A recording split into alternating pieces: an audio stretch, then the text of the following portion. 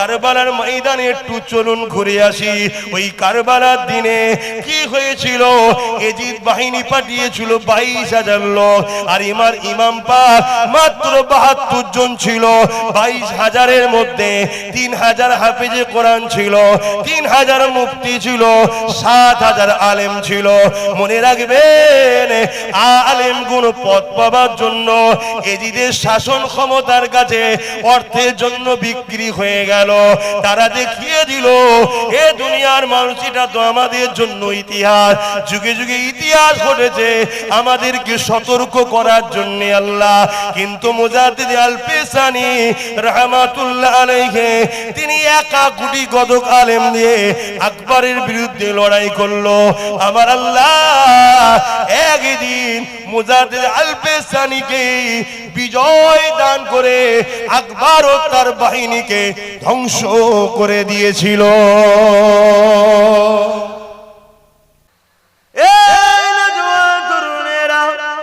মনে রেখে দিও, এ দুনিয়া আমার তোমার জন্য চিরস্থায়ী নয় গো। লাখো লাখো মুসলমান এসেছে, লাখো লাখো কোটি কোটি মানুষ এসেছে, সবাই এক এক করে একদিন একদিন চলে যাচ্ছে। তুমি আমি আজ আছি, একদিন একদিন তুমি আমিও চলে যাব। মনে রাখবে কুল্লু মান আলাইহা ফান, সব কিছু আল্লাহ একদিন ফানা করে দেবে, কিছুই থাকবে না। ওই দিনটা হবে সুম্মা নুফিকা উখরা ফাইযা হুম কিয়ামুন ইয়ানজিরুন, আবার সিংহাতে ফু দিয়া হবে। যেমন নাগল দিলে জমিন থেকে আলু ওঠে, তুমি আমি জমিন থেকে উঠবো। শুধু তুমি আমি নয় গো, মানুষ জাতি উঠবে। সে যে কোনো ধর্মের বর্ণের হোক না কেন, সবার শ্রেষ্ঠ মানুষের মাটিতে গিয়ে হচ্ছে, ওখান থেকে উঠানো হবে। ওই উঠাবার দিনটা হবে ময়দানে মাশর, বিচারের দিন। যেদিনটা এত কঠিন দিন হবে, কোনো বাপ ছেলে হবে না, কোনো ছেলে বাপের হবে না, কোনো মা মেয়ের হবে না, কোনো মেয়ে মায়ের হবে না, কোনো স্বামী স্ত্রী হবে না, স্ত্রী স্বামীর হবে না। আরে দুনিয়ার নেতা কাতার কাতার তো সম্পূর্ণ আলাদা, কেন তাদের কাতারে তো আমি আপনি থাকবো না ইনশাআল্লাহ। তারা তো ফি নারি জাহান্নাম খালিদিনা ফিহা আবাদা, তারা জন্মের মতো ঢুকবে আর বেরোবে না। কিন্তু তুমি আমি মাননেওয়ালা, তোমার আমার কাতারে যখন দাঁড়াবো, ওই কাতারও বাপ ছেলে হবে না, ছেলে বাপের হবে না, মা মেয়ের হবে না, স্বামী স্ত্রী হবে না, কেউ কারো হবে না। সবাই বলবে নফসি নফসি, আমার কি হবে, আমার কি হবে। ওয়াকুলু আদম সাবিউল্লাহ নফসি নফসি, আব্বা জান আদম সাবিউল্লাহ পর্যন্ত বলবে আমার কি হবে, আমার কি হবে। ওয়াকুলু মুসা কালিমাতুল্লাহ নফসি নফসি, মুসা কালিমুল্লাহ বলবে আমার কি হবে, আমার কি হবে। ওয়াকুলু ঈসা রূহুল্লাহ নফসি নফসি, ঈসা রূহুল্লাহ বলবে আমার কি হবে, আমার কি হবে। বলো তাহলে তোমার আমার কি হবে? ভয় করো আল্লাহকে। ভুলের মাপ আছে, ইসলামের দুশমন হয়ে যাচ্ছি আমরা। আমাদের টান আমাদের ধর্মের উপরে, আমার রাসূলের দ্বীনের উপরে নাই, আমাদের টান শয়তানদের উপরে এসে গেছে। রাসূলের দ্বীনের বাইরে যত কাজ আছে সব শয়তানি কাজ। আমি চ্যালেঞ্জ দিয়ে বলছি, এমন কোন উত্তম কাজ রাসূলুল্লাহ ছেড়ে যায় না যেটা পরবর্তীতে কাউকে আনতে হবে। তোমার যা দরকার রাসূলুল্লাহর দ্বীনে আছে, নাও না। আমি তো আবার বলছি, তুমি কারবার করবে রাসূলুল্লাহর দ্বীনে আছে, নাও, এইভাবে করো। অন্যভাবে করলে তুমি কামিয়াবি হবে না। তুমি দেখছো আকাশ ছোঁয়া বাড়ি, আকাশ ছোঁয়া বাড়ি হওয়াটা কামিয়াবি নয়। কিয়ামতের দিন ডান হাতে আমলনামা পাওয়াটা কামিয়াবি। তুমি দেখছো গাড়ি ব্যাংক ব্যালেন্স, ওটা কামিয়াবি নয়। কামিয়াবি যদি সে তুমি যদি ডান হাতে আমলনামা পায় তবে সে কামিয়াবি। রাসূলুল্লাহকে ছেড়ে দিয়ে, বিশেষ করে তুমি আমি মাননেওয়ালা, কামিয়াবি স্বপ্ন দেখা এটা কখনোই সম্ভব নয়। নামুমকিন। আসো আমার কওমের যুব সমাজ, তোমরাই তো পারবে ইনকিলাব নিয়ে আসতে, তোমরাই তো পারবে নতুন করে আবার আজকের আবু জেহেলরা নারীদের ইজ্জত লুণ্ঠন করছে, তোমরাই তো পারবে আজকের আবু জেহেলের কালো হাতকে ভেঙে দিয়ে মায়ের জাতের ইজ্জতকে রক্ষা করতে তোমরা পারবে। কিন্তু তোমরা এমন সহবতের সঙ্গে মিশে গেছো, তোমাদের সহবত যাদের সঙ্গে মিশেছো তারাই তো তোমাদেরকে চরিত্রহীন খারাপের দিকে নিয়ে যাচ্ছে। তোমরা ফুলের মতো পবিত্র হবে আমার রাসূলুল্লাহর আখলাকে আসো, আমার নবীর আখলাক তোমাদের জীবনে আনো। হাদিস পাকে আছে এক যুবক সাহাবীর কাছে একজন দেশের এক সুন্দরী নারী রাজার কন্যাকে দায়িত্ব দিয়ে পাঠিয়েছে, যাও ইনাকে তার বাপের কাছে পৌঁছে দাও। ওই নারী প্রথম, যেমন আজকে সব মিডিয়াতে দেখা যায় না, মুসলমান মানে এরা এই দেখছেন না কত বড় বড় কথা বলছে তোমাদের এই পাশে। এক মানবরূপী পশু কোরআনে নাকি ভুল আছে, এটা সাম্প্রদায়িক কথা নয়, এটা উস্কানিমূলক কথা নয়, এটা কি দাঙ্গা লাগাবার কথা নয়, একে রাজ্য সরকার পাহারা দিয়ে রেখেছে। আর আজকে কেউ যদি বলে আমার পাসপোর্ট আছে, আমার বাপের নাম আছে, আমার নামকে ডিলিট হলে কেন জবাব দাও, তাকে বলছি এরা সাম্প্রদায়িক দাঙ্গা লাগাচ্ছে। আর করে তোমরা বুঝবে জাতি, তোমার চোখের সামনে মাকে রেপ করলে চলবে, তোমার চোখের সামনে তোমার ফুটফুটে বেটিটাকে রেপ করবে যখন, তখন তুমি জানবে। আর কবে জানবে? যদি জানতাম আমার জাতির সংখ্যা কম, এ মুসলমান মারা গেছে, তাহলে এই দুঃখটা আমাদের হতো না। অথচ এই মুসলিম কওমের মধ্যে একদল অবৈধ সন্তান আছে যারা আমাদেরকে আবার বলে বিজেপি, ওদের জন্মের গন্ডগোল আছে। সব থেকে বড় বিজেপি দালাল হলো তোর মা মমতা। আজকে দেখ না কি করছে। কিন্তু দুঃখের বিষয়, এ জাত সামান্য পয়সায় বিক্রি হয়ে গেছে। আল্লাহ যদি এ জাত না জাগে, এ জাতের উপরে তুমি আযাব দিয়ে মেরে দাও, কিন্তু এ জাতের মা বোনেদের ইজ্জত না লণ্ঠন হয়। খোদা তোমার কাছে দোয়া চাই, বলুন আমিন।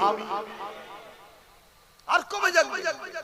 চোখের সামনে দেখতে পাচ্ছ না ওই পূর্ব মেদিনীপুরের শুভেন্দু দিন রাত সাম্প্রদায়িক দাঙ্গা লাগাবার কথা বলে, দিন রাত রোহিঙ্গা, দিন রাত মোল্লাদের গাল দিচ্ছে, তাকে রাজ্য সরকারের প্রশাসন পাহারাতে ঘোরাচ্ছে না ঘোরাই। এই মুসলিম কওমে অবৈধ সন্তান যারা জন্ম নিয়েছিস, বল কথা বল।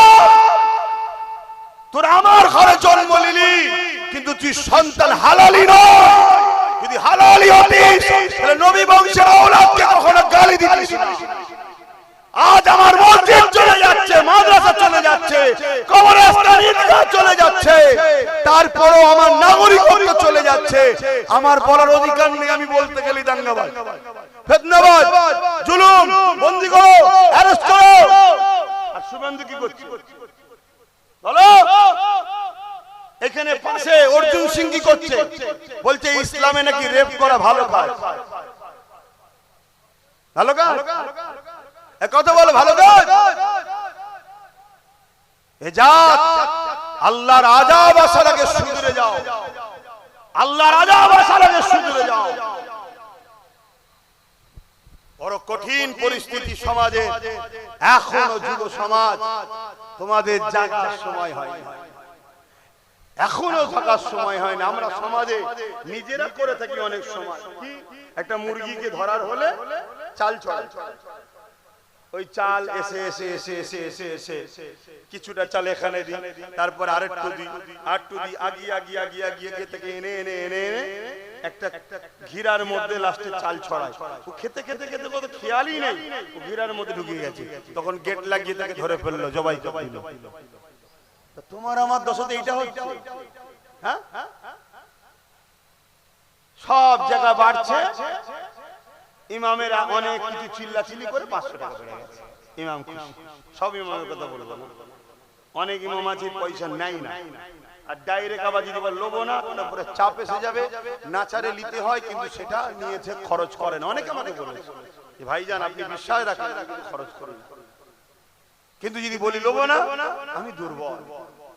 আমার সেই ক্ষমতা নেই, আমি গরিব মানুষ। হ্যাঁ, নাচারের মশলা আল্লাহ পাক তাকে দেখছে, আল্লাহ নাচারের খাতিরে মানুষকে মাফ করে দেয়। কিন্তু আমার কওমের কিছু একদল ইমাম লেবাসের দালাল আছে না না? হ্যাঁ, আর এইগুলো বলি বলে তারা আবার আমার বিরুদ্ধে কথা। এখন নতুন করে এক মুফতি দালাল কথা বুঝছেন না? হ্যাঁ, মুফতি তো এনারাও বসে আছে, কিন্তু দালাল মুফতি আলাদা দেখতে। সে কখনো ঘুরিয়ে ফিরিয়ে দিনের পক্ষে কথা বলবে না, ঘুরিয়ে ফিরিয়ে শুধু বলবে হ্যাঁ সবই ঠিক আছে, ওয়াকাব যাচ্ছে, ওয়াকাবের কথা হচ্ছে, সবই বুঝছি, তারপরেও একটু দেখতে হবে। অসুবিধা হচ্ছে আপনাদের? এই যুবকরা অসুবিধা হচ্ছে। আজ আব্বাস সিদ্দিকী কথা বলছে, কাল আব্বাস সিদ্দিকী বলবে না, আস্তে ধিৎকার এসে যাচ্ছে। কখনো কখনো মনে হচ্ছে যে আল্লাহ এদেরকে মেরে ফেলে, এদেরকে মেরে দাও, তুমি আযাব দিয়ে আসমান থেকে কিছু গজব দিয়ে মেরে দাও। ফালতু খালি জঞ্জালের মতো ভর্তি হয়ে পড়ে আছে, অপরের কাজে লাগছে, দিনের দুশমনদের কাজে লাগছে, দিনের তো কাজে লাগছে, মেরে দাও। কিন্তু কমসে কম এদের বাচ্চাগুলো, এদের মা বোনগুলোকে বেউজ্জতি করো না। কারণ আজ তোমাকে কেউ যদি 500 দেয়, 1000 দেয়, তুমি কি ভাবছো এর ওসুল করবে না? এই ওসুলটা কখনো তোমার মা, কখনো তোমার বোন, কখনো তোমার মসজিদ, কখনো তোমার মাদ্রাসা, কখনো তোমার দিনের উপর ওসুল করছে।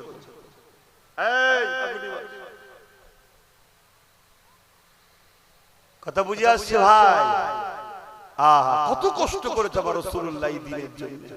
এই যে মসজিদে আজান, মসজিদ, মাদ্রাসা, এগুলো সব জঙ্গিদের আখড়া তো নাকি?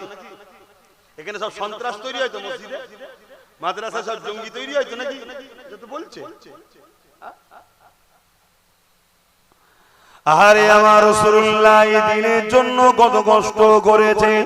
এই জমিনের উপরে যখন নারী দিয়াকে বাপেরাই চাইতো পুঁতে দিত, আল্লাহ নবী তাদেরকে বুঝিয়েছে,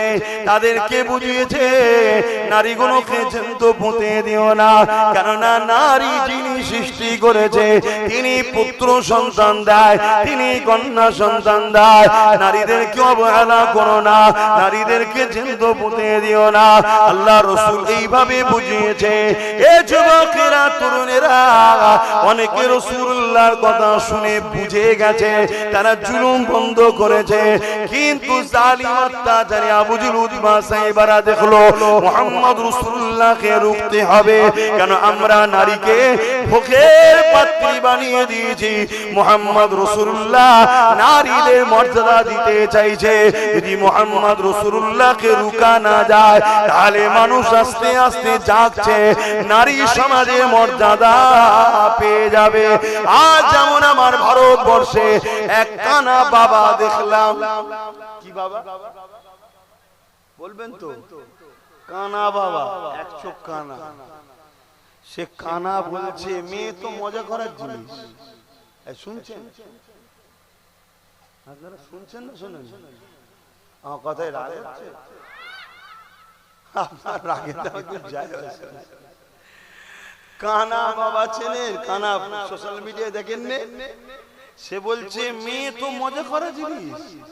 আমি জানি না তার মা যদি কথা শুনে কি নজরে নেবে। তাহলে বলুন, এই সকল ভণ্ড যারা মেয়েদেরকে মজা করা জিনিস বলে, আর ইসলাম বলছে নারী হলো জান্নাত। জোরে বলুন সুবহানাল্লাহ। একটা একটা নারী, একটা একটা জান্নাত। প্রত্যেকটা পুরুষের জান্নাত নারীর পায়ের তলায়।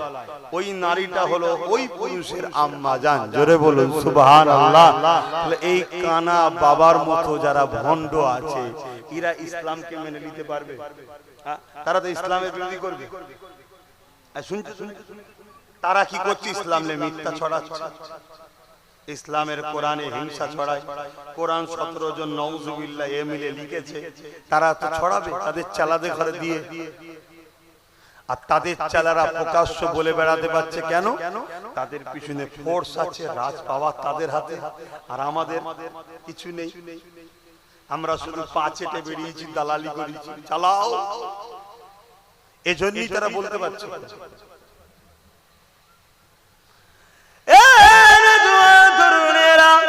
আল্লাহ নবী নারীদেরকে মর্যাদা দিয়েছে। বানিয়েছে জ্যান্ত নারীদেরকে পুতা বন্ধ করেছে।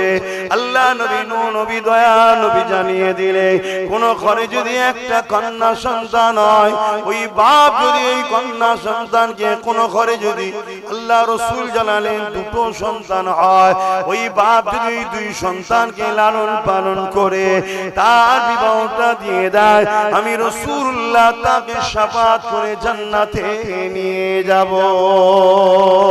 এক সময় এক সাহাবী বলতে লাগলেন, ইয়া রাসূলুল্লাহ হাবিবাল্লাহ, আমার তো একটি মাত্র সন্তান, দুটো তো নাই, হুজুর আমি কি নিয়ামত পাবো না? আল্লাহ নবী বললেন, যাও সাহাবী, তুমি যখন বললে কারো ঘরে যদি একটাও কন্যা সন্তান হয়, ওই কন্যাকে লালন পালন করে যদি বিবাহ বড় করে বিবাহ দিয়ে দেয়, আমি রাসূলুল্লাহ জানিয়ে দিই ওই বাপের শাফাত করে জান্নাতে নিয়ে যাব।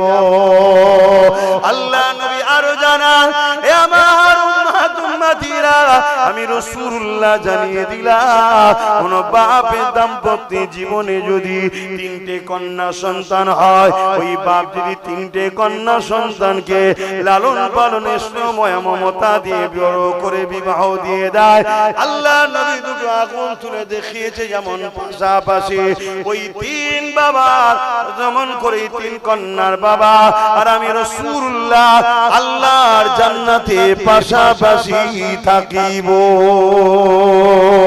আরো জোরে বলুন সুবহান। তাহলে নারীদের প্রকৃত মর্যাদা দিতে তো আমরাই পারি, কিন্তু আজ আমাদের দেশে আমাদের সমাজে নারীদের ইজ্জত আছে? কথা বলছে না তো। কারণ কি? আমাদের দোষ। কারণ আমাদেরকে যে জন্য আল্লাহ পাঠিয়েছিল সে কাজ ছেড়ে দিয়ে আমরা দালালির কাজে নেমেছি, পাচাটার কাজে বেরিয়েছি। আল্লাহ আমাদেরকে এই জমিনে পাঠিয়েছে খলিফা করে, প্রতিনিধিত্ব করার জন্য আমরা এসেছি। এই জমিনের উপরে অন্যায় মিটিয়ে ন্যায়কে প্রতিষ্ঠিত করা এটা ঈমানের দায়িত্ব। তা'মুরুনা বিল মারুফ ওয়া তানহাউনা আনিল মুনকার, অন্যায়কে মিটাও, ন্যায়কে প্রতিষ্ঠিত করো। এই যে কাজ আল্লাহ দিয়েছে তার জন্যই তো আমাদেরকে খায়রুল উম্মাহ করেছে। কুনতুম খায়রুল উম্মাহ উখরিজাত লিন-নাস তা'মুরুনা বিল মারুফ ওয়া তানহাউনা আনিল মুনকার, ন্যায়কে প্রতিষ্ঠিত করো, অন্যায়কে মিটাও। এজন্যই তো আমরা শ্রেষ্ঠ উম্মত। আজ আমরা ন্যায়কে মিটাই না, এই ন্যায়ের পক্ষে নেই, আমরা অন্যায়ের পক্ষে। অন্যায়ের তাহলে বলো আল্লাহ আমাদেরকে ছেড়ে দেবে?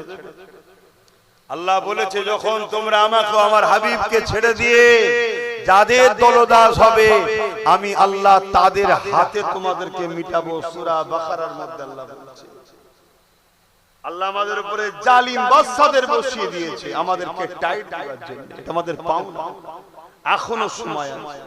তওবা করো, ইস্তেগফার করো, ফিরে আসো, পরিবর্তন হও, আল্লাহকে ভয় করো, নবীকে প্যার করো, নবীর মডেলে জীবন গড়ো, নবীর আদর্শে জীবন গড়ো, নবীর সুন্নায় জীবন গড়ো।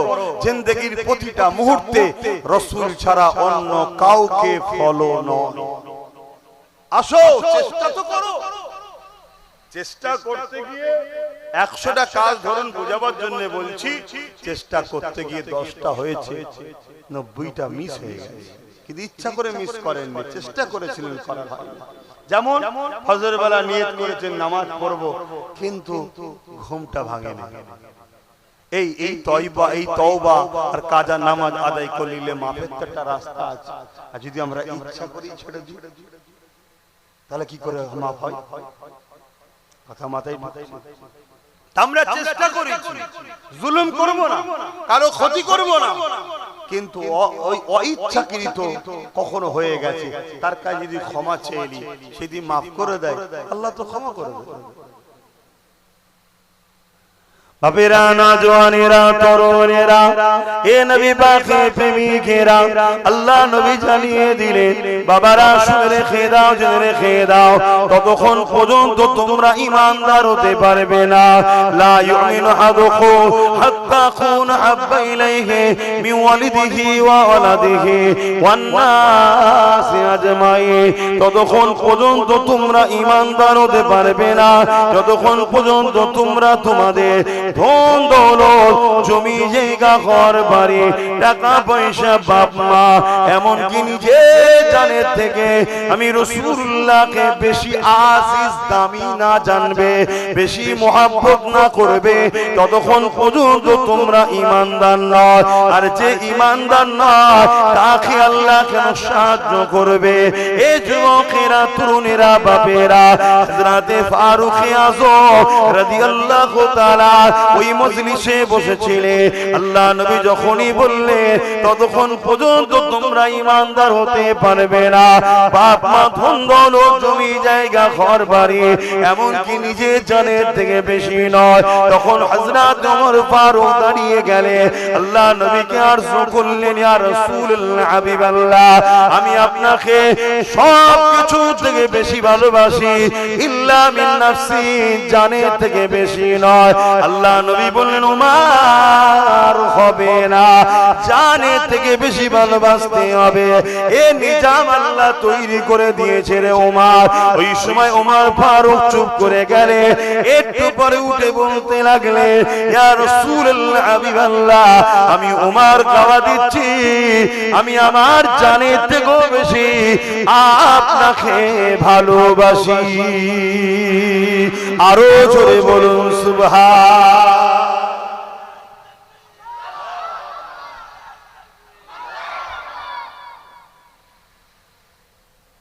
যারা আমার রাসূলুল্লাহকে ভালোবাসবে সে কখনো নবীর দুশমনের সঙ্গে হাত মিলাতে পারবে নবীর দুশমনের সঙ্গে কাঁধে কাঁধ মিলাতে পারবে নবীর দুশমনকে সহযোগিতা করতে পারবে একটা হলো বিনিময় আর একটা হলো মেহনত তার জন্য সহযোগিতা করা দুটো এক নয় আলাদা দুনিয়াদারিতে হিন্দু মুসলিম দলিত আদিবাসী সাঁওতাল বাগদি খ্রিস্টান মতুয়া শিখ পাঞ্জাবি সবাই মানুষ ভাই ভাই মিলেমিশে থাকবে সব আদমের সন্তান সব মা হাওয়ার ছেলে মেয়ে শুনছেন তো আজকে আমার কেউ কাজ করে দিয়েছে বিনিময়ে তাকে পয়সা দিয়েছি বা আমি কারোর দোকান থেকে কিছু কিনেছি বিনিময়ে পয়সা দিয়েছি কেউ আমার থেকে কিছু মাল দিয়েছে বিনিময়ে পয়সা দিয়েছে এটা হলো বিনিময় এটা আলাদা জায়গা কেউ আমার উপকার করেছে বিনিময়ে আমি তার উপকার করেছি কেউ আমাকে হেল্প করেছে বিনিময়ে আমি তাকে হেল্প করেছি কেউ আমাকে এখানে প্রাধান্য দিয়েছে বিনিময়ে তার জায়গায় আমি তাকে প্রাধান্য দিয়েছি এটা বিনিময় কিন্তু আমি সামান্য অর্থের জন্য নিজের একটু পদের জন্য আমি এমন লোককে সহযোগিতা করে শক্তিশালী করছি যে আমার মসজিদ মাদ্রাসাকে মিটাচ্ছে কোন ঈমানদার এই কাজ করতে পারে শুনছেন তো নাকি আর নবীর বিরুদ্ধে যে গিয়েছিল তার সম্বন্ধে কোরআনে আল্লাহ কোরআনে আয়াত নাজিল করেছে আমার এই মাওলানা ভাইরা আরো জানে ভালো নবী পাকের বিরোধী করেছিল ওয়ালিদ বিন মুগীরা কোরআন পাকে সূরা কালাম সম্ভবত তাই তো নাকি ওয়ালিদ বিন মুগীরার বিরুদ্ধে আয়াত নাযিল করে শত শেষ আয়াতটাই আল্লাহ বলছে 10 নম্বরে হাবিব ওর কথাই মনে দুঃখ করবেন না ও হলো জারুর সন্তান কে বলছে জোরে বলবেন তো আল্লাহ বলছে তাই মুসলিম ঘরে যদি কেউ এই নবীর দুশমন থাকে আর তাকে যদি আমি বলি যে সন্দেহ হয় ও হালালি নয় আপনাদের কষ্ট হয় নাকি এটা আওয়াজ দিয়ে বলবেন হ্যাঁ হয় সেটাও বলুন যে কষ্ট হয় আর যদি বলেন যে না তাহলে সেটাও বলুন ঠিক বলছে আল্লাহর কোরআন যেখানে জানাচ্ছে আপনি আপত্তি করেন শুনছেন তো নাকি অত সহজ না বাপ রয়েছে বিদেশে 5 বছর এখানে সন্তান হচ্ছে কি ব্যাপার রে 5 বছর বাইরে সন্তান হচ্ছে কি ব্যাপার এরকম সন্তান আছে না না ওই সন্তানের দ্বারা দিনের কাজ হবে মনে হয় ওই সন্তানের দ্বারাই ওয়াকাব বাঁচবে মনে হয় ওই সন্তানের দ্বারাই ওয়াকাবের দুশমনদের পিছনে গিয়ে টিক টিক শুনছেন তো নাকি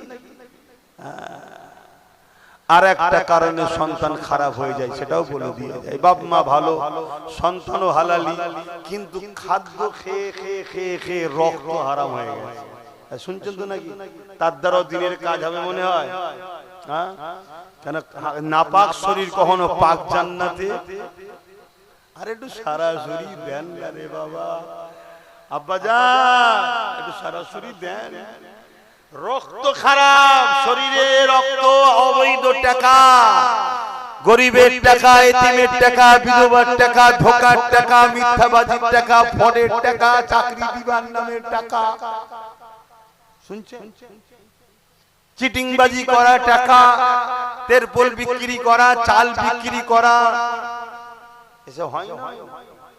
ঘরের কাটমানি টাকা। রক্ত ঠিক থাকবে? রক্ত হয়তো জন্ম ঠিক আছে, কিন্তু রক্ত, খাদ্য যে যে যে যে গন্ডগোল, এর দ্বারা দিনের উপকার হবে? আমার অজে কি আপনাদের অসুবিধা হচ্ছে? আমি যেগুলো বলছি বা বড় পাওয়ারের সাথেই বলছি, কথা বুঝলেন? হ্যাঁ, বাপেরা মনে রেখে দেবেন, ইতিহাসের ইতিহাস, ইসলামের ইতিহাস গাওয়া দিচ্ছে। যুগে যুগে যুগে ইসলামের সব থেকে বড় ক্ষতি যারা করেছে, তারা ইসলামের লেবাসে, ইসলামের ঘরে জন্ম নিয়ে, ইসলামের ঘরে সন্তান দাবি করে, সামান্য অর্থের জন্য, পদের জন্য ইসলাম বিদ্বেষীদের সঙ্গে হাত মিলিয়ে ভেতর থেকে গাদ্দারি, ধোঁকা দিয়ে ইসলামের সব থেকে বড় ক্ষতি করেছে।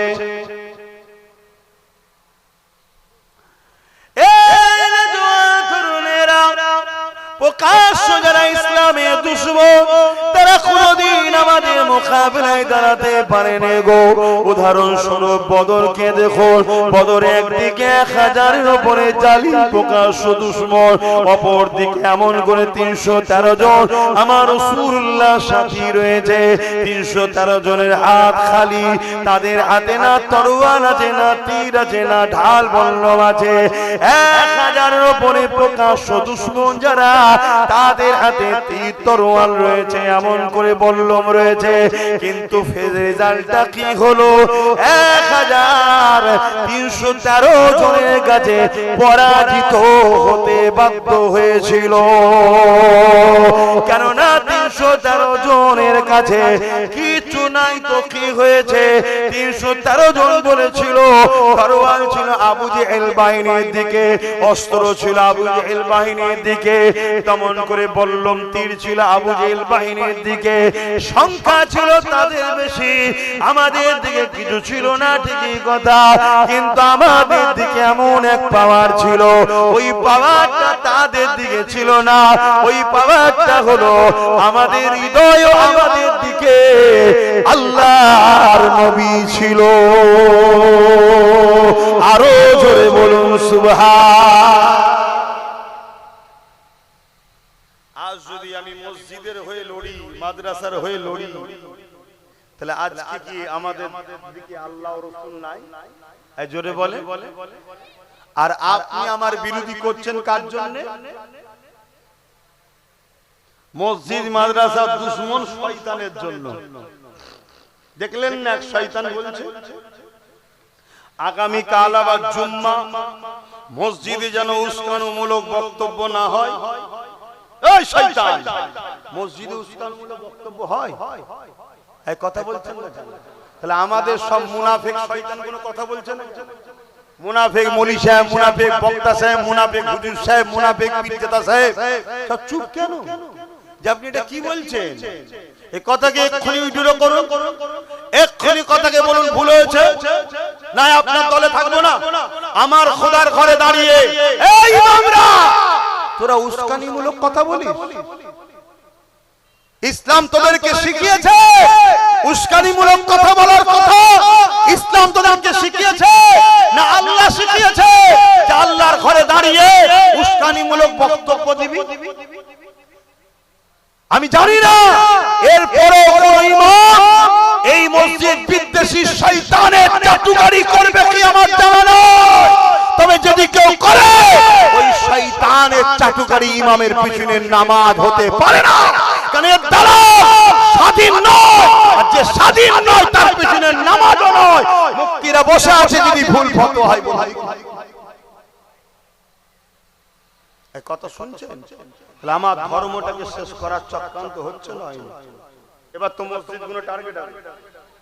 মসজিদের মধ্যে বলবে ক্যাম্প হবে, ইমাম কি বক্তব্য দেয় শোনা হবে। কেন?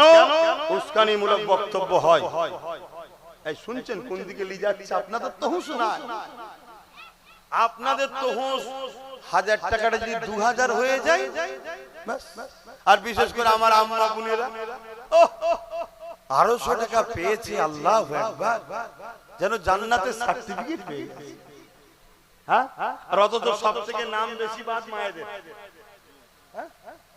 একটা জায়গায় দেখছি শয়তান বলছে হাত তুলে দেখাও তো কার কার নাম নেই, দেখি সব হাত তুলে দিয়েছে। কি হবে? শুনছেন আমার কথা খারাপ লাগছে নাকি? খুব যদি খারাপ লাগে তাহলে দুটো রাস্তা আছে, এক আমায় নিয়ে আসবেন না আর নাই আসবেন না, যেমন অনেকে আসে। আমি বাপ আল্লাহর সৃষ্টি, আল্লাহর নবীর গোলাম, কথা শুনছেন? ও পৃথিবীর বাকি কাউকে আমি চারানা দানা না। ও কি করবি রে, সর্বোচ্চ মেরে ফেলবি, তাই তো নাকি? ও যেদিন মরণ যেদিন আছে সেদিনই হবে, একদিন আগেও পারবি না, একদিন পরেও পারবি না।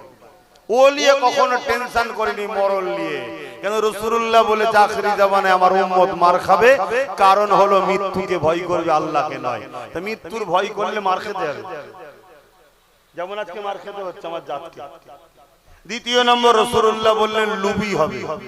ব্যক্তিগত জীবনের জন্য কখনো আমি ভাবি না যে আমার কি হবে, খাওয়া কি হবে, থাকবো কি, ঘর কি হবে, এসব ভাবি না। ও আমার আল্লাহ আছে। হ্যাঁ, আমি একটু হাত টাত পাতি, লোককে বুঝাই, 1000 বার বুঝাই, ওটা আমার জন্য নয়। আমার সমাজের এতিম, গরিব, অসহায়, গরিব দুঃখী মানুষদের পড়াশোনার জন্য মাদ্রাসা বলুন, নলেজ সিটি করছি, তার জন্য লোককে বুঝাই। আমার কি দরকার? আল্লাহ আমাকে এমন একটা ঘরে এমন একটা রক্তে দিয়ে পাঠিয়েছে, আর আলহামদুলিল্লাহ শুধু ঘর রক্ত বলবো না, এখন ঘর রক্ত সব বিগড়ে যাচ্ছে। আমি সেই লাইনে আছি আলহামদুলিল্লাহ। আমার দাদা হুজুরের নকশা কদম, 5 হুজুরের নকশা কদমে আল্লাহ যেন মরণ পর্যন্ত থাকার তৌফিক দেন, বলুন আল্লাহুম্মা আমিন। নবীর দুশমনকে, নবীর বিরোধীকে, নবীকে যে কষ্ট দেয়, নবীকে যে আঘাত দেয়, তার সম্বন্ধে আল্লাহ কোরআনে বলেছে যারও সন্তান। তা আমিও যদি মসজিদ মাদ্রাসা নবীর দুশমন, নবীর দ্বীনকে যারা ক্ষতি করে, নবীর দ্বীনকে, নবীকে যারা আঘাত দেয়, তাদেরকে যদি যারও সন্তান বলি, আপনাদের কষ্ট হবে? একটু হ্যাঁ কি না বলেন। কষ্ট হলে জানবেন আপনারও কিছু সমস্যা নেই তো। যেখানে ওই কাতারে যাচ্ছেন কেন? কথা মাথায় ঢুকছে? আমি স্পষ্ট কথা বলা, যে হঠাৎ করে আপনার কষ্ট হচ্ছে কেন? চোরকে ধরার জন্য পুলিশ এসছে, সবাই ছুটছে, তুই ছুটছিস কেন? বলছে না, আমি 5 বছর আগে কলা চুরি করেছিলাম, সেই কেস নয় তো। তুই? বলছে আমি একটা পকেট মেরেছিলাম। তুই? বলছে জুতো লেপে নিয়েছিলাম। তো মানে যারা যারা ছুটছে কোনো না কিছু তাহলে ব্যাপার আছে। আমার কথায় যদি রেগে যায়, জানতে হবে কিছু গন্ডগোল। আমি তো সবাইকে বলছি নাকি? বাবেরা, নওজওয়ানেরা ভুল বুঝবেন না। আরে আল্লাহ নবী এই দিনের জন্য এমন দিন গেছে, তাইফে জমিনে গিয়ে রাসূলুল্লাহ রক্তাক্ত হয়ে গেছে, অজ্ঞান হয়ে পড়ে গেছে। এ যুবকেরা রাসূলুল্লাহ শরীর থেকে রক্ত বেরিয়ে বেরিয়ে তাইফে জমিনে পড়তে লেগেছে। রাসূলুল্লাহ জুতা নালায় শরীফখানা পর্যন্ত ভিজে গেছে, এত রক্ত বেরিয়েছে এই দিনের জন্য। তোমার মধ্যে যদি নবী পাকের প্রেম যারা পরিমাণ থাকে, তাহলে তোমার যদি চোখ দিয়ে পানি নাও বেরোয়, দিল তো তোমার কাঁদা দরকার। আরে আমি নবীর মাদ্রাসা যদি উপকার করতে না পারি, নবীর মাদ্রাসা দুশমন হব না। যারা নবীর মাদ্রাসাকে মিটাতে চাইছে তাদেরকে ভোট দেব না। আমি মাদ্রাসা যদি কোন রকম 1 বস্তা সিমেন্টও যদি না দিতে পারি, মাদ্রাসা তৈরি করার কাজে যদি নাও আসি, কিন্তু কমসে কম আমার মাদ্রাসাকে যারা আইন তৈরি করে মিটিয়ে দিবার প্ল্যান করছে, তাদেরকে একটা ভোট দিয়ে সহযোগিতা করব না। আমি যদি মসজিদের কোনো উপকারে না আসি, হালকা বয়স হয়তো মসজিদে যেতেও পারিনি, ঘরে নামাজ আদায় করে নিচ্ছি, বা কখনো কাজা হয়ে যাচ্ছে, এটা গুনাহ করে ফেলছি, কিন্তু আমার মধ্যে জানো এই খসলতটা না থাকে। যারা আইন তৈরি করেছে, ওয়াকফকে দখল করে মসজিদকে ভাঙছে, তাদেরকে শক্তিশালী করার জন্য ভোট দেব না। যারা ওই আইনকে আছে, মেনে নিয়েছে, তাকে আমি শক্তিশালী করার জন্য ভোট দেবো না। এই রকম তো দরদ আপনার মধ্যে থাকা দরকার। আমি কোরআন পড়তে পারিনি, হালকা বয়সে ভুল করে ফেলেছি, কিন্তু কোরআনকে আমি মহব্বত ভালো যদি বাসি, তাহলে কোরআনের পক্ষে যদি আমি হাফেজকে দান না করতে পারি, কোরআনের মাহফিলে খরচ যদি করতে না পারি, কমসে কম যে শয়তান বলবে কোরআন শেষ হয়ে যাবে, আমার উন্নতি শেষ হবে না, ওই শয়তানকে তো ভোটটা আমি দেবো না। কেননা ওই শয়তান আমার কোরআনের বিরুদ্ধে কথা বলেছে। এই যুবকেরা, তরুণীরা, বাপেরা, এই মনে রেখে দিবে, মরতে আব্বাসকেও হবে, মরতে তোমাদেরও হবে, কিন্তু মনে রেখে দিও কবরের জমিনে কাউকে পাবে না গো। কবরের জমিনে আল্লাহ পাক যখন দিয়ে দেবে, ওই কবরের জমিনে মুহাম্মদ রাসূলুল্লাহ আসবে। দুনিয়ায় যদি মুহাম্মদ রাসূলুল্লাহ দ্বীনের ঝান্ডা ধরে এগিয়ে যেতে পারো, মুহাম্মদ রাসূলুল্লাহর মসজিদে মাদ্রাসার পক্ষে থাকো, মুহাম্মদ রাসূলুল্লাহ দ্বীনের পক্ষে থাকো, মনে রেখে দিও ওই কবরের জমিনে মুহাম্মদ রাসূলুল্লাহ তোমার জন্য ফারিস্তাকে সুপারিশ করে দেবে। আর দুনিয়ার জমিনে তুমি 500,000-এর জন্য হারাম বিরিয়ানি, হারাম খাদ্য খাবার জন্য মসজিদ, মাদ্রাসা, কোরআনের দুশমনকে তুমি যদি ভোট দিয়ে শক্তিশালী করো, মনে রেখে দিও ওই কবরের জমিনে নবীর শাফাআতও পাবে না, পরকালও পাবে না। আর যাদের দলদাস হয়ে গেছো, এই শয়তান তো আগে থেকেই জাহান্নামে চলে যাবে, তোমাদের কাতারে তো পাওয়া যাবে না। এখনো সময় আছে, ভেবে চিন্তে কাজ করো। যদি ভেবে চিন্তে না কাজ করো, যতগুলো আজ বেঁচে আছো, বাকি কোনো কালকে নাম বাদ পড়ে যাবে। শুনছেন তো? অসুবিধা হচ্ছে? 2022-এ বলেছিলাম একটা ছেলেরই গলা পাওয়া যাচ্ছে, আপনাদের মধ্যে গায়ে লাগছে না? তাহলে এই বাচ্চারই গলা পাচ্ছে, আপনাদের পাওয়া যাচ্ছে না কেন? হ্যাঁ কি না বলুন, অসুবিধা হচ্ছে? সেই এর গলাটাই পাওয়া যাচ্ছে। হ্যাঁ, এর গলাটাই পাওয়া যাচ্ছে। আপনাদের সবার গলা কি একাই চেপে দিচ্ছে? আল্লাহ তোকে বড় হলে যেন দ্বীনের মুজাহিদ, দ্বীনের জন্য লড়াই করার, ওয়াজ করার তৌফিক দিক। বলুন আমিন, বলুন আল্লাহুম্মা। বলেন আপনারা, ঠিক বলছি তো নাকি? তো ভাইরা আমার মনে রাখবেন, আজ উদাহরণ হিসাবে বলছি, উদাহরণ, এই মুফতি সাহেবের একটা দল আছে, এই মুফতি সাহেবের একটা দল আছে। আমি যদি ইনার পক্ষে দাঁড়াই, ইনি বাজার, আর ইনার পক্ষে দাঁড়াই, ইনি বাজার, তাই তো নাকি? তাহলে আল্লাহ ও রাসূলের বিরুদ্ধে যখন আমরা গিয়ে দ্বীনের দুশমনদের পক্ষে দাঁড়াবো, আল্লাহ ও রাসূল বেজার হবে না? হবে না? তাহলে আমি লড়াইটা করছি, যেটাই বলি, ভোট বলি আর সাপোর্ট বলি আর যেভাবেই বলি, আল্লাহ ও রাসূলের বিরুদ্ধে বলছি না, আল্লাহ ও রাসূলের দুশমনদের বিরুদ্ধে বলছি। তাহলে আল্লাহ ও রাসূলের দুশমনদের বিরোধী করছি, কিন্তু এই কথার জন্য আমার বিরোধী যারা করছে, তারা কার জন্য আমার বিরোধী করছে? তারা ওই যারা আল্লাহ ও রাসূলের দুশমন, তাদের পক্ষে দাঁড়িয়ে তো বিরোধী করছে। আল্লাহ রাসূল বলছেন, মান আহাব্বা লিল্লাহ ওয়া আবগাদা লিল্লাহ ওয়া আতা লিল্লাহ ওয়া মানআ লিল্লাহ ফাকাদ ইসতাকমালাল ঈমান। ভালোবাসবেন আল্লাহর জন্য, দুশমনি করবেন আল্লাহর জন্য, বন্ধুত্ব করবেন আল্লাহর জন্য, বিচ্ছেদ হবেন আল্লাহর জন্য। তাহলে আমি ভালোবাসবো কার জন্য? দুশমনি করব কার জন্য? বিচ্ছেদ হব কার জন্য? আত্মীয়তা হবে কার জন্য? তুই বাবা বেশি আর চিল্লাস না, এদেরকে একটু নেকি নিতে দে বাপ, তোর গলা বসে যাবে। কার জন্য গো? সবটা কার জন্য? শাহাদাত আকুল তুলে বলুন কার জন্য? জবান খুলে দিয়ে বলুন কার জন্য? আল্লাহর জন্য। তাহলে আজ আমি লড়ছি, মসজিদ কার ঘর, মাদ্রাসা কার ঘর, নবী পাকের বলা হয়, ওটাও তো আল্লাহরই জন্য, ঠিক তো নাকি? হ্যাঁ, কবরস্থান আমরা থাকবো ঠিকই, কিন্তু ওটাও তো আল্লাহর নিজামের জন্য। তাহলে ঈদগাহ আল্লাহর জন্য।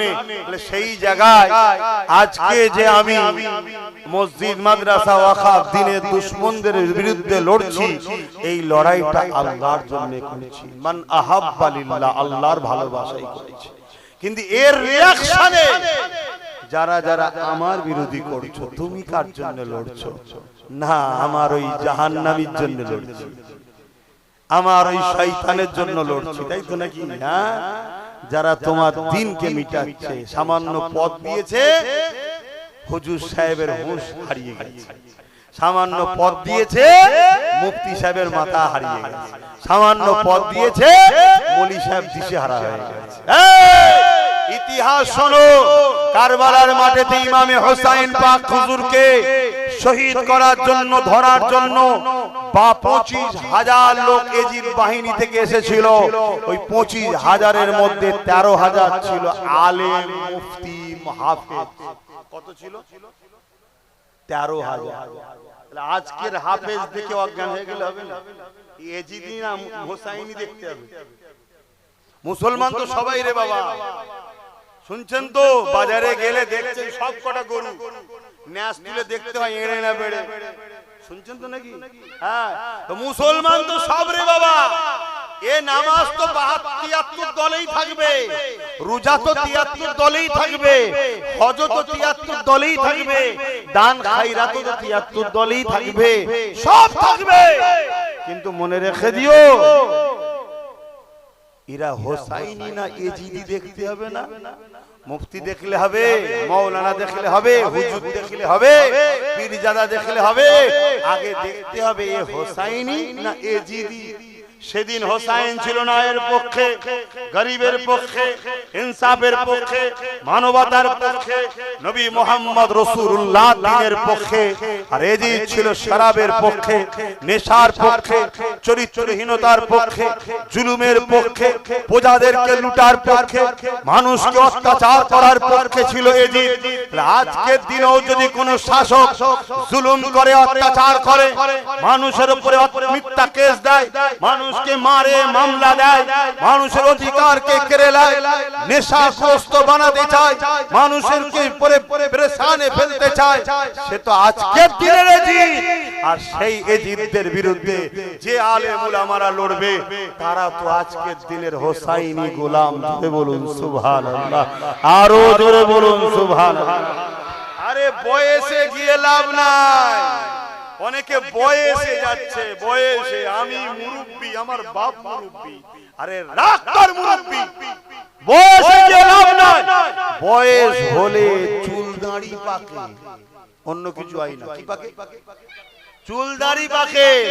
ইমামে আজমকে জিজ্ঞেস করা হয়েছিল যে আপনার দাড়ির দাম বেশি না ছাগলের দাড়ির দাম বেশি? কি আছে তো নাকি? কি গো মাওলানা সাহেব বলবেন, আপনার দাড়ির দাম বেশি না ছাগলের দাড়ির দাম বেশি? ইমামে আজম বলছে, মা এই প্রশ্নের জবাব পরে দাও। হুজুর ইন্তেকাল হয়ে গেল, জবাব দেওয়া হয় না, হুজুরের লাশ নিয়ে যাচ্ছে। অমুসলিম মহিলা ছিল, জিজ্ঞেস করছে এটা কার লাশ? বলছে ইমামে আজম আবু হানিফার। মহিলা বলছে কোথায় নিয়ে যাচ্ছ? না ইন্তেকাল করছে, লাশ নিয়ে যাচ্ছে। বলছে মুসলমান কখনো ওয়াদা খেলাফ করতে পারে না। দেখুন এটা অমুসলিম কি বলছে, মুসলমান কখনো ওয়াদা খেলাফ। উনি বলেছিলেন, একটা প্রশ্ন করেছিল, উত্তর দেবো না দিয়ে চলে যাচ্ছে, মানে মুসলমান ওয়াদা খেলাফ করতে পারে না। রাখো রাখো, উনি ওয়াদা খেলাফ করতে পারে না, কে ওয়াদা পালন করবে? তা জিজ্ঞেস করছে, বুড়ি মা জিজ্ঞেস করছে, এই ইমাম তোমরা তো মুসলমান, তোমাদের নবী কখন ওয়াদা খেলাফ করেনি, তোমাদের নবী শিখিয়েছে, আমার প্রশ্নের উত্তর দিলে না কেন? তখন এই লাশ থেকে আওয়াজ আসছে, জোরে বলুন সুবহানাল্লাহ। হায় রে হায় রে হায় রে। এই বডির মধ্যে যখন রুটা থাকে তখন জিন্দা বলা হয়, রু বেরিয়ে গেলে বলা হয় লাশ, মরা। আল্লাহ রূহকে আবার পাঠিয়ে দিয়েছে, যাও। আমার আবু হানিফা কথা বলবে, নুমান বিন সাবিত কথা বলবে, আল্লাহর ওলিরা তো এমনি মরা নয় রে বাবা, তারা জিন্দা। কোরআন বলছে আল্লাহ তাদেরকে রিজিক দেয়, তারা খায়। জোরে বলুন সুবহানাল্লাহ। ওদিকে আমি এখন যাচ্ছি না, যেটা বলছি, ইমামে আজম বলছে, মা আমার দাড়ির দাম অনেক বেশি। জোরে বলুন সুবহানাল্লাহ। বুড়ি জিজ্ঞেস করছে, তখন এই কথাটুকু বললে না কেন? ইমামে আজম বলেছিল, মা ঈমান হালে যদি মরতে না পারতাম, এই দাঁড়ি টুপি নামাজের কিছু দাম থাকতো না। আলহামদুলিল্লাহ ঈমান হালে মরিছি, তাই বলতে পারছি দাঁড়ির দাম বেশি। আমি ঈমান হালে মরবো কি মরবো না তখন তোমার জানা ছিল না মা, তাই আমি সম্মান দিচ্ছি যারা ঈমানদার বয়স্ক বুজুর্গ আছে, ঠিক আছে। কিন্তু কেউ অন্যায়কে সাপোর্ট করে যদি বলে আমি বয়স্ক, আমি বুজুর্গ, আমি এই আমি ও, সব কথা শরিয়াতের দলিল নাই। শরিয়াতের দলিল হলো তুমি কোরআনের পক্ষে আছো না নাই, মাদ্রাসা মসজিদের পক্ষে আছো না নাই, এটা হলো দলিল। এটাই তোমাকে দেখাতে হবে। তুমি বলছো না সবই ঠিক আছে, হ্যাঁ সবই ঠিক আছে, বিজেপি চলে এলে কি হবে? পশ্চিমবাংলা চালাচ্ছে কারা? টিএমসি। ও তো শুধু একটা আলাদা জার্সি লাগিয়েছে মোল্লাগুলোকে বোকা বানাবে বলে। বোকা পাড়ায় সেই চুনকে দই বলে বিক্রি করা না, এই বোকা মুসলমানগুলোকে একটা বোকা বানাবে বলে একটা শুধু স্যাম্পল দিয়েছে টিএমসি। আদৌ চালাচ্ছে তো বিজেপি। এতদিন 15 বছর চালাচ্ছে কারা? বিজেপি। যার নাম এলটিডি তার নামে আল্ট্রাটেক। শুধু ট্যাক্স বেড়ে গেছে বলে কোম্পানি নামটা চেঞ্জ করে দিচ্ছে। কথা বুঝে আসছে না? নাই। হ্যাঁ এখানে 40% মুসলমান, এখানে ডাইরে হিট করলে অসুবিধা আছে। এখানে ঘুমটাওয়ালাকে পাঠাও, সে গিয়ে ইফতারও থাকবে, নামাজও থাকবে, ঈদগাহও থাকবে। কথা বুঝে আসছে? সব জায়গায় থাকবে। আবার ভেতর থেকে মাদ্রাসা ভাঙবে, মসজিদ ভাঙবে, মাদ্রাসার শিক্ষক বন্ধ করে দেবে, সব ওয়াকাফের বিলটাই সই করে দিয়ে আসবে। আন্দোলনকেই করতে যাবে, বলবে দিল্লি গিয়ে করো, এখানে নয়, আমি আছি, আমার উপর ভরসা রাখো। তারপরে এসআইআর এর সময় সইটা করে দেবে, দিয়ে বলবে এসআইআর হতে দেবো না। তারপরে যখন নাম বাদ চলে যাবে, কেউ আন্দোলন করতে গিয়ে ধরা পড়লে বলবে মেন পান্ডাকে ধরে ফেলেছি, মেন পান্ডাটাকে তার দলেরই লোক। শুনছেন তো নাকি? এই সব পরিকল্পনার জন্য থেকে রাখা হয়েছে। এখন এই যে টিএমসি আর বিজেপির কথা বলছি, আপনারা আবার বলছেন না তো হুজুরি রাজনীতির কথা শুরু করে দিলে কেন?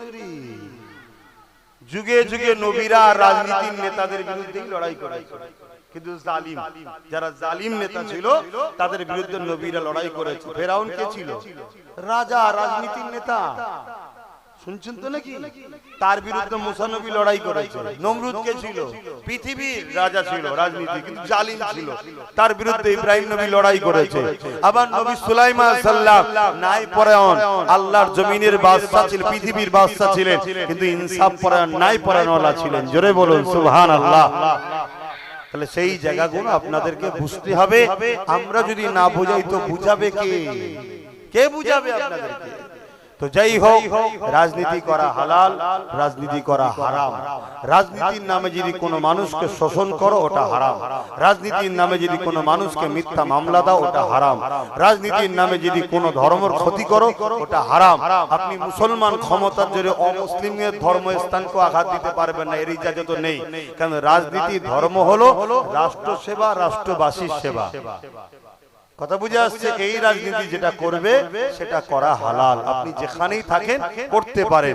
আমি ভারতীয়, আমার দেশে রাজনীতি করব, আমার দেশের শরাবকে বন্ধ করব, ঘুষকে বন্ধ করব, ধর্ষণকে বন্ধ করব, জুলুমকে বন্ধ করব, মানুষের অধিকার মানুষকে পাইয়ে দেব।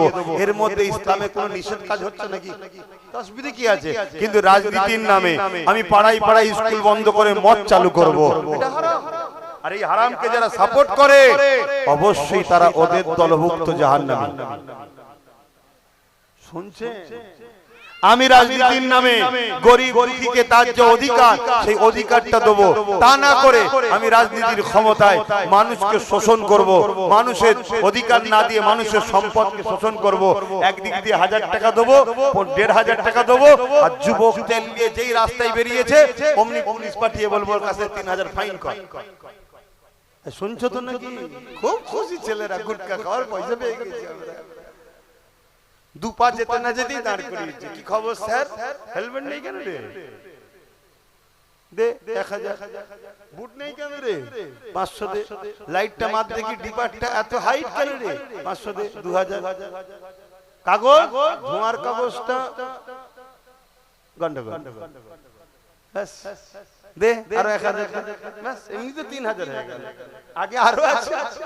সব কাগজ ঠিক থাকার পরেও বলবে, সব কাগজ ঠিক থাকার পরেও বলবে পাঞ্জাবি পরে চালাচ্ছিস কেন? যদি জড়ি তুই তো মরবি, কাউকে ঝেড়ে দিবি। দে, কিছু করার নেই। পুলিশের আমি দোষ দিচ্ছি না, তারা নিরুপায়। তাদেরকে উপর থেকে কোটা দিয়ে দেয়, এই মাসে তোমাকে 50 লাখ দিতে হবে, না হয় জঙ্গল মহলে পেটিয়ে দেবো। তো সে বেচারি যাবে কোথায়? তো সে তুলবে কোথা থেকে? তার কি ফ্যাক্টরি আছে নাকি টাকা ছাপাবে? তোমার আমার পকেট লিজে আলা ধরেন আমাকে ঠিক রাখে। কথা কিছু বুঝে আসছে? অসুবিধা হচ্ছে? এত যদি নাও বোঝে কমসে কম একটা কথা তো বোঝে, আমার হাতকে শক্ত করে, আর আমি যদি মসজিদ মাদ্রাসা ভাঙিয়ে হাতকে শক্ত করবে? জোরে বলো, জোরে বলো। না, করবো না কোনোদিনই। কথা বুঝে আসছে? তাহলে আজকে ওয়াকাফের দুশমন কেন্দ্রীয় সরকার ওয়াকাফ কালা কানুন তৈরি করেছে না করেন? তাকে শক্তিশালী করবেন, আর তাকে যে এই বাংলায় আস্তে আস্তে জায়গা করে দিচ্ছে এবং তার কালা কানুন ওয়াকাফ বিলকে যে মেনে নিয়েছে, সেই রাজ্য সরকার বিগত যে ছিল তাকে শক্তিশালী করবেন। আর যদি করেন, রাসূলুল্লাহর হাদিসটা তাহলে একটু শুনে যান। আল্লাহ নবী বললেন যে অন্যায় জালিমকে, জুলুমকারীকে, জালিমকে জানার পরও যে মুসলমান, মিসকাত শরীফের হাদিস, তাকে শক্তিশালী করার জন্য সাথ দেবে, ওই মুসলমান ইসলাম থেকে বেরিয়ে যাবে। শুনছেন? কোন মুসলমান জালিমকে জালিম জানার পর শক্তিশালী করার জন্য তাকে যদি সাথ দেয়, ওই মুসলমান ইসলাম থেকে বেরিয়ে যাবে। যে আমার ওয়াকাফকে মিটাতে চাইছে কেন্দ্র সরকার, আমাদের কাছে জালিম না? জালিম না। আর রাজ্য সরকার তার আইনকে মেনে নিয়েছে, এটা জালিম না? জালিম না। দুর্গাপুরে বল্লুজাতে মাদ্রাসা ভাঙেছে, এটা জালিম, জুলুম না? জুলুম না। জুলুম যে করে তাকে বলা হয় জালিম, তাই তো নাকি? তাহলে এদেরকে যদি আপনি ভোট দেন, ইসলামে থাকবেন? এবারে বলবেন হুজুর সব ঠিক আছে, কিন্তু দিবার সময় তার আপনি থাকছেন না। 1000 টাকা পেয়ে গেছি যখন দিয়ে দিই, শুনছেন তো নাকি? ওই ঘরের মধ্যে যেখানে ভোট হবে সেখানে আমি নেই তো কি হয়েছে? আল্লাহ আছেন না? না। জোরে বলো, আছে না? না। তাহলে ওই জায়গায় যখন সুইচ টিপবেন, ভাববেন আমি ওয়াকাফের দুশমনকে ভোট দিচ্ছি। ওয়াকাফের দুশমন মানে জালিম। জালিমকে যখন সুইচ টিপছি, রাসূলুল্লাহর হাদিস ইসলাম থেকে বেরিয়ে যাবে। আর যে ইসলাম থেকে বেরিয়ে যাবে, তার দাড়ি, তার নামাজ, তার রোজা, তার হজ, তার দান, তার খায়রাত কোনো কাজে। এই সাবধানটা করা দরকার আছে না? না।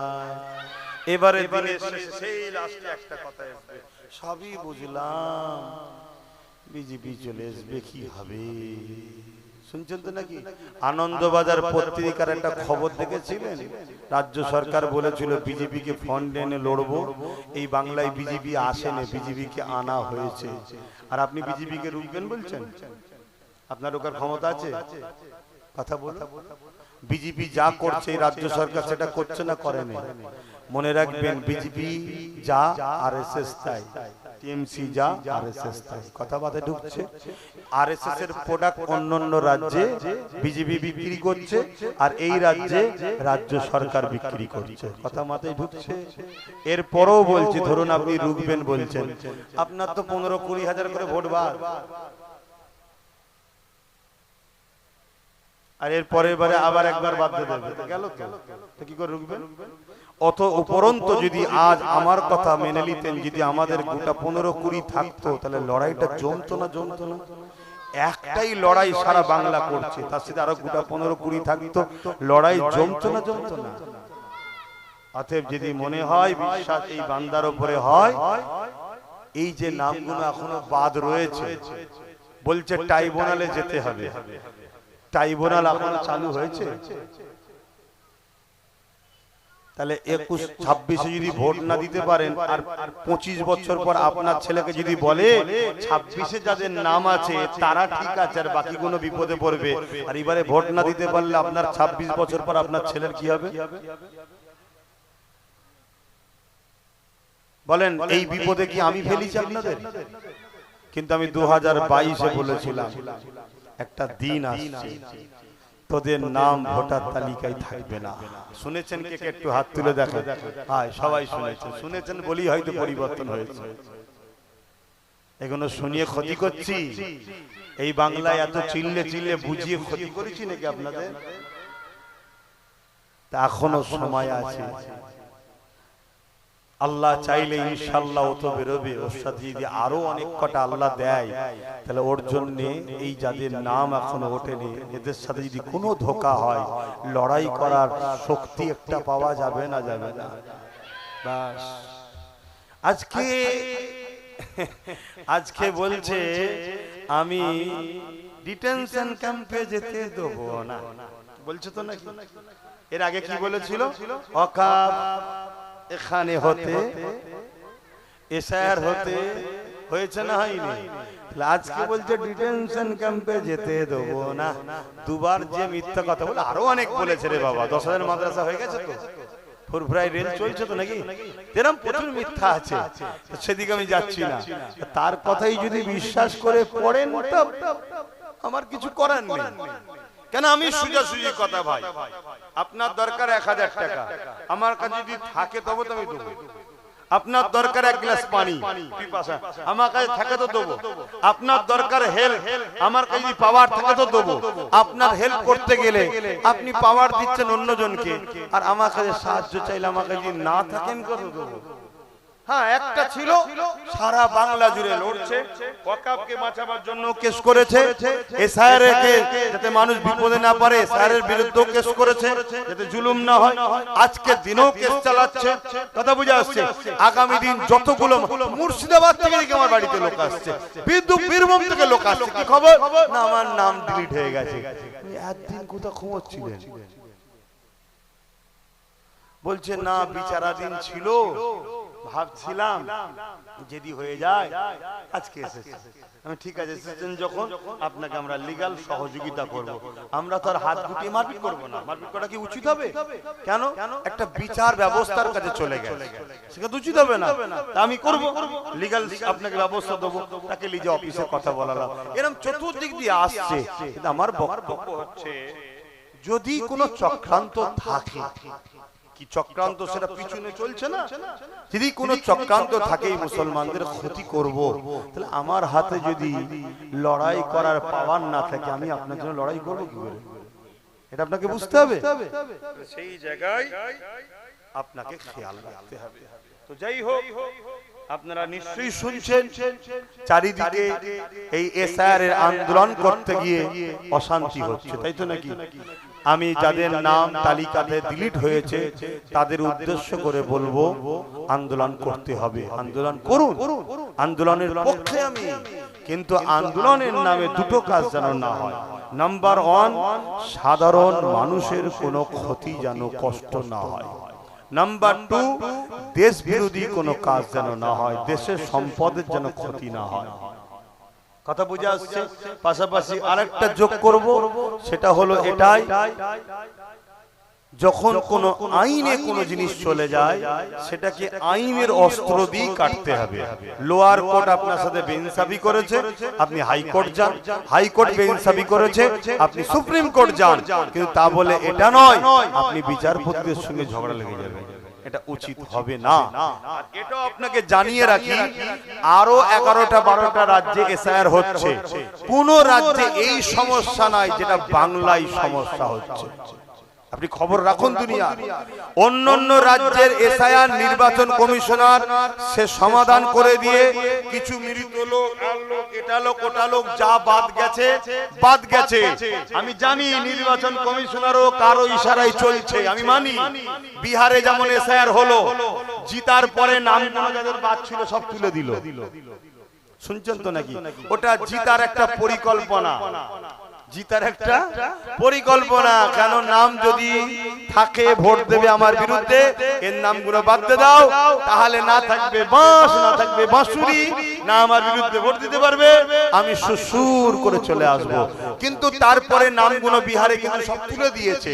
কিন্তু আমার রাজ্যে একমাত্র ব্যতিক্রম, যেটা নির্বাচন কমিশনের হাত থেকে কেড়ে নিয়ে বিচারপতির হাতে চলে গেছে। আর এই বিচারপতির হাতে তোলার পিছনে যার অবদান আছে, শত শেষে সব ঝামেলা মিটে যাবার পর কালো কোট পরে যিনি সুপ্রিম কোর্টে গেছিলেন, খেয়াল করে দেখুন, তারপরেই তো বললে এটা বিচারপতি দ্বারা হবে। যদি বিচারপতির হাতে না থেকে নির্বাচন কমিশনারের হাতে যদি থাকতো, তাহলে তো আমরা সবাই আন্দোলন করতে পারতাম যে আপনি কি করে ভোট ঘোষণা করছেন, আপনি দায়িত্বশীল হয়ে আপনার নাগরিক এখন ভোটের তালিকায় নাম ওটা ক্লিয়ার হয়নি, আপনি ভোট ঘোষণা করলেন কি করে? আগে নাম ঠিক করুন, তারপরে ভোট। আর বিচারপতির হাতে চলে যাওয়া মানে বিচারপতি বলছে ভোট ঘোষণা তো আমার কাজ নয়, আমাকে দিয়েছে, আমার টাইম মতো দেখবো, যাকে সন্দেহে বাদ দেবো, যাকে মনে হবে রাখবো, সন্দেহওয়ালারা পরে কোর্টে যাবে, বিচার হবে। যদি কোর্টের জজেরা তখন আবার বসে ট্রাইব্যুনালে বসে, যদি বলে এ নাগরিক, নাম উঠবে, যদি বলে নাগরিক নয়, কি করবে আল্লাহ ভালো জানে, আমি এখন বলতে পারছি না। কিন্তু আমার তো কাজ নয়। নির্বাচনকে বাঁচালো কে? নির্বাচন কমিশনকে বাঁচালো কে? কথা বুঝে আসছে? সব গটাপ কেস। তাই আন্দোলন করুন, আন্দোলন যেন হিংসায় রূপ না নেয়। আন্দোলনের মধ্যে শোনেন, আরেকটা কথা বলে দেয়, আন্দোলনের মধ্যে কিছু লোককে ঢুকিয়ে দেওয়া হচ্ছে, যাদেরকে ঢোকানো হচ্ছে উদ্দেশ্য আন্দোলন যাতে করতে না পারে, এই ভিড়টাই অশান্তি লাগিয়ে দাও। যেমন আপনারা খবর পাচ্ছেন কিছু কিছু জায়গায় আন্দোলন শান্তভাবে হচ্ছিল, তার মধ্যে ভিড় ঢুকে গিয়ে অশান্তি করেছে, আর সেই অশান্তির পরে নিরীহ নিরীহ লোকগুলোকে টার্গেট করে ধরো। কথা বুঝে আসছে? সেই টার্গেট করে ধরো। যেমন স্পষ্ট কথা বলছি, একজন শাহজাহান কাদেরী সাহেব নামে একজন মৌলানা সাহেব, বেচারি সে তার ব্যাংকের কাগজের সমস্যা হয়েছিল, সমাধান করে ঘরে ফিরছে, দেখছে রোডে আন্দোলন হচ্ছে। আন্দোলন হলে আপনারা কি করেন? বাইরে বেরিয়ে দেখেন তো, বাইরে বেরিয়ে দেখেন কোথায় আন্দোলনের বীজখানে না ভিড় পিছন দিকে, পিছন দিকে দাঁড়িয়ে দেখছে, পিছন দিকে দাঁড়িয়ে সে বেচারি দেখছে, কিন্তু তাকে টার্গেট করে তুলে দেওয়া হলো। অথচ ওই আন্দোলনে যারা বক্তব্য দিচ্ছে তাদেরকে কিন্তু তোলা হলো না। কেন? তারা তো ফিতনা তাল লাগালো যাতে আন্দোলনে করার জন্য কেউ না নামতে পারে। কি প্ল্যান চলছে দেখছেন? কিন্তু এই সব কিছু প্ল্যান কখনো আপনারা রুখতে পারবেন না যতক্ষণ পর্যন্ত না আপনাদের হাতে রাজ পাওয়ার থাকবে।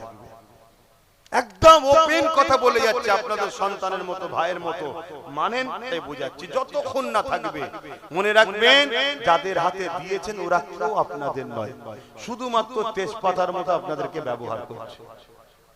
তাই আমার কথা এই জায়গায় শেষ। আগামী দিন ভোট আসছে, সুইচটা টিপার সময় ভাববেন আপনার বাচ্চার ভবিষ্যৎ।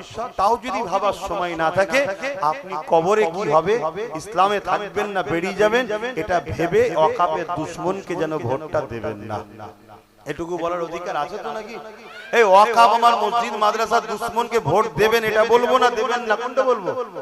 এটুকু বলার অধিকার আছে না? নাই না। হুজুর আবার কি বলছে রে বাবা, ভোট দিবার কথা বলছে আর বলছে, আরে এটা হুজুর তো বলবে। তোমার ভোট যদি দিয়ে আর ওয়াকাফের দুশমন শক্তিশালী হয়, তাহলে আমার মসজিদ মাদ্রাসা ঈদগাহ তো ভেঙে ফেলবে, ঠিক না বেটি? তখন আবার কি আন্দোলন করতে নামবে, আর আন্দোলন করতে নামলে তো পিটিয়ে ছাল তুলে ফেলবে। কেন? সব ওদের হাতে পাওয়া, তোমার হাতে নেই। অতএব সুযোগ যখন কাজে আছে, চেষ্টা করো নবী বংশের আওলাদ নওশাদ সিদ্দিকীকে এর জন্য দোয়া করো, চেষ্টা করো তার সাথীগুলো যদি কামিয়াবি হয় তাহলে তোমাদের কাজে লাগবে। কেন?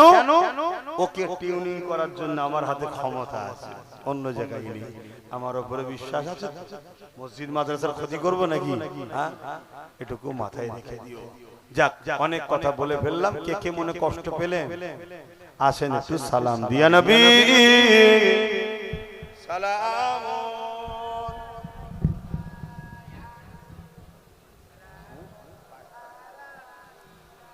ইয়া হাবিব সালাম